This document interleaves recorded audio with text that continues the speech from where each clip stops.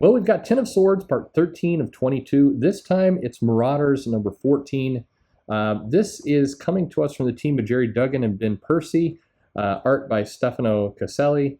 And this is basically, it's our cover shows us Storm dancing with death, but surely this is a metaphor because they're fighting with swords, right?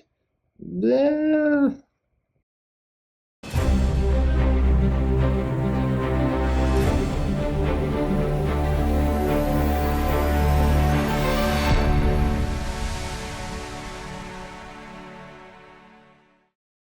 Hey everybody, this is Perch. It's 10 of Swords, part 13 to 22, Marauders number 14. And yeah, we've got Storm dancing with death, and they're gonna dance. This is not a dream, not an imaginary tale. This is actually a point in the comic. So before we get into that, where are we with the series? Well, we've seen how the Araku champions have assembled their swords and they've come together, and now they're gonna have dinner. So everybody is coming up to Saturnine's Hall, and they're going to eat, or in the words of the comic here, eat of my bread, drink of my wine, before you die, together we dine. There is a lot of rhyming that goes on in this comic. This has got some rhyming going on. So jumping right in, we're treated with a menu because food is, this is like the second time that we've had a data sheet devoted to a menu. I think there's an assumption that people enjoy this more than they do. But, jumping right out at me is this first course of a sea leaf salad harvested from the Shadow Trench and braised in the urine of Rakina, the giant squid. And then they use words like wine reduction and other things. I think that, I don't know. I've eaten around the world in various places. When I see kind of menus like this, it always makes me think the people who wrote this are not actually eating this kind of food. I don't know, honey drizzled and whatever. So, all right, so we've got our champions, and basically our scene opens up with Mr. Jaspers, Mad Jim Jaspers is getting food from the Crooked Market to help prepare this dinner. And Wolverine is brooding over all this. He's not excited about this. He's got a nasty business he has to do tonight. What will that be? Will be our cliffhanger is what it will be. But basically, outside in the gates to the castle, the characters are all mingling here. We've got the Krakoa and the Raku characters are sharing small talk and kind of looking around, sizing each other up. Storm immediately catches the attention of Death. War is kind of being a little shady here, and just kind of antagonistic. But Storm is gets a flower and puts it in Death's hair. Showing her comfort level. Doug Ramsey is kind of hugging the wall, and he's checking out the boobs, but is reprimanded by one of the Araku warriors for that. And Storm and Wolverine share a little bit of a conversation where he's got a dirty business that he's doing. Wolverine has really come to the conclusion that all of this sword fighting and everything else is a bad idea, and they should be getting out of it. Still no sign of the Hellions, by the way. They're around here somewhere. Where are they? No, nobody knows. So they're invited in to dinner. There's a little bit of shenanigans with Pog, who's one of the characters that it feels like the writers like Pog, but also can't see him surviving out the end of this. But who knows? Anyway, they get the seat assignment cards, and they head into the dining room, which is on kind of a tank of sorts. And we're this is an issue where really for several pages now the X-Men continue to mingle now inside the dining hall, having drinks. Wolverine's like drinking a smoking drink out of a giant horn. Wolverine's pissy. He basically is telling Captain Avalon and Captain Britain, hey, you could solve all this if you just took one for the team, and basically gave Saturnine the old Captain Britain, but he reminds him he's a married man and he shouldn't. I should have come up with a better analogy there. Anyway, so as they go through all this, basically what's happening is that they're sizing each other up. There's a couple scenes of the characters, in particular Magic and Gorgon, really trying to determine who's right-handed, who's left-handed, who's got a weak spot, who favors their left side. Basically, really, really firm tactics. So they pull a little trick with the unbeatable and trying to figure out which hand she uses, but she is ambidextrous. So not a drop spilled. She tries the trick back at them, but Magic can just use limbo and portals to kind of come back at them. So there's just a lot of sizing up.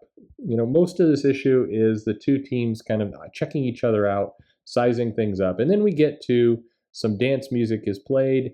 Cable mentions that the bad doggy over there is creeping on her to Storm, and Storm knows what he wants, so she goes and she has a dance down in the water with Death, and they have a dance talking about Death is basically saying you've never known Death, and Storm's like, yes I have, and she's been dancing with Death her whole life as a girl living on the streets and later as a leader of the X-Men, and how to sway Death, which he does. She dips him, and neither fear nor desire, but that this will be as close as you get. So they have a nice tactical dance, I guess, is the best way to put it. And Saturnine calls everybody to the table. The food is served. Wolverine looks like he's scoping out that urine food there. And while Saturnine is kind of discussing this whole piece and notices that Logan appears to be disturbed. Meanwhile, underneath the table, War pulls out some kind of weird, poison type food and dunks it over Wolverine's food, but he doesn't eat it. He stands up and he's angry. And so he confronts Saturnine, says, "It doesn't have to be like this. You don't need to create all this collateral damage." And Saturnine's like, I like my fun and everything else. And death is a great change. Everything dies. And Wolverine basically pops his claws and says that's some famous last words and, stabs Saturnine right through the heart into the chest. And that is how we end it. Wolverine is basically, that was what he was leading up to this entire issue, was the surprise assassination of Saturnine. So that's a good twist, and our issue ends there. We have, basically 10 more issues to go in this whole thing. We're heading right into with another issue of Marauders, so we get 2 issues of Marauders. So we'll get, in theory, the conclusion to all of this. Will Wolverine take the poison? Is Saturnine really dead? There's a little preview here of the next issue, always, where Wolverine is kind of something's going on with him. He looks like he's in some bad straits. But at any rate, it seems pretty likely that Saturnine's not actually killed, and this was a strange gambit. We're going from here to, as I said, another issue of Marauders, then Excalibur, then finally Wolverine, X-Force, and it's expected, I would say, that Wolverine and X-Force will also tie and couple closely together, and then to Hellions. And I'm starting to kind of get the impression that we may just kind of fart around with the sizing everybody up and palace drama and everything else, and the actual sword fight may be coming in Ten of Swords Destruction #1, which would be the last issue of this series. I have a hard time wrapping my head around that, but we're 2 issues in past Stasis, and we had kind of a retelling of X-Men #2, same art, kind of different words. And we've got this, them serving dinner, and the next issue is going to be more the aftermath of that dinner. They're not going to get to fighting in the next issue.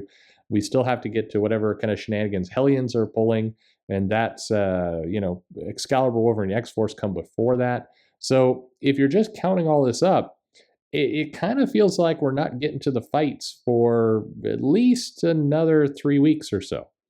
And, we'll see. We're on this ride, but it's certainly this is an interesting story. I still think if Marvel had kind of rolled this out with a little bit less of the fanfare, a little bit less that this was an event, and this was just kind of a story that was going on, I have to believe it would have been kind of taken a lot better. I don't know. This is a weird one, and it's going to be strange to kind of look at this when all is said and done. Overall, I mean, it's not a bad issue. Not a lot happened. The mutants went to dinner is kind of the too long didn't read of this comic. And the big shock, of course, is Wolverine stabbing Saturnine at the end. And you know, some interesting dynamics, some gameplay. You know, the writers clearly like Storm and they want to do more with Storm, so that we're seeing some character development go on there. We're learning a little bit more about those Araku characters here. As I said, too much rhyming. Pogger Pog likes to rhyme, and I don't know. It's we're on a journey here. We're on a journey with this series.